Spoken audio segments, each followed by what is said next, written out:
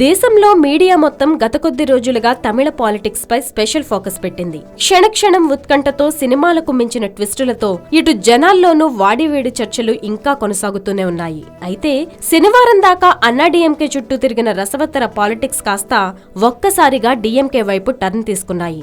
చిరిగిన చొక్కాతో స్టాలిన్ చేసిన హంగామా జాతీయ మీడియాలో డీఎంకేను మరోసారి వార్తల్లోకి ఎక్కించింది.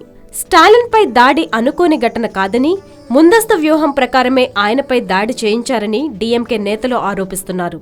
మార్షల్స్ ముసుగులో 9 మంది ఐపీఎస్ అధికారులు సభలోకి వచ్చినట్లుగా వారు చెబుతున్నారు. మార్షల్స్ ముసుగులో ఉన్న ఐపీఎస్ అధికారులతోనే స్టాలిన్ పై దాడి చేయించారని డీఎంకే శ్రేణులు ఆరోపిస్తున్నారు.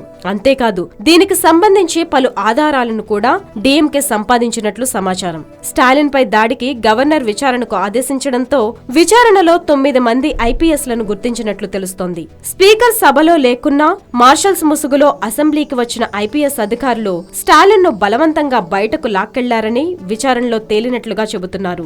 దీనిపై వివరణ ఇచ్చుకున్న స్పీకర్ సభలో పరిస్థితులు చేజారిపోవడంతో అప్పటికప్పుడు వారిని రంగంలోకి దించాల్సి వచ్చిందని పేర్కొన్నట్లు సమాచారం. ఇదంతా ముందస్తు వ్యూహమేనని, లేని పక్షంలో అప్పటికప్పుడు వారికి యూనిఫామ్లు ఎక్కడి నుంచి తీసుకొచ్చారని డీఎంకే ప్రశ్నిస్తోంది. స్టాలిన్ పై దాడికి సంబంధించి డీఎంకే బయటపెట్టిన ఆధారాలు ఇప్పుడు సదరు ఐపీఎస్ అధికారులకు లేని చిక్కులు తెచ్చిపెట్టినట్లయింది.